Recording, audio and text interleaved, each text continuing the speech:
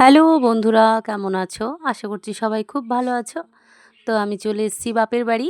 বাপের বাড়ি আসার পরে আ দু দুদিন ছিলাম। তো দুদিন থাকার পরে বাড়ি ফেরার সময় তো ভাইঝিকে বললাম যে, "চলো আমার একটু সুন্দর করে চুলটা বেঁধে দাও দেখি।" তো আমাকে দেখো ও কি সুন্দর করে চুল বেঁধে দিচ্ছে। এটা আমার ভাইয়ের বড় মেয়ে। তো ও আমাকে খুব ভালোবাসে, আমিও ওকে খুব ভালোবাসি। আর ও আমাকে দেখো কত সুন্দর করে চুল বেঁধে দিচ্ছে।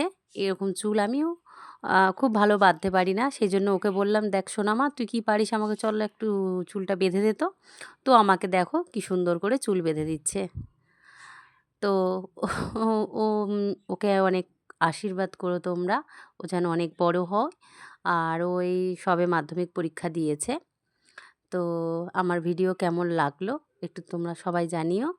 আর ফাইনাল দেখো, ফাইনালি আমার চুলটা বাঁধা হয়ে গেছে। ও বিনুনিটা ঠিক এইভাবে আমাকে করে দিয়েছে, খেজুর বিনুনি।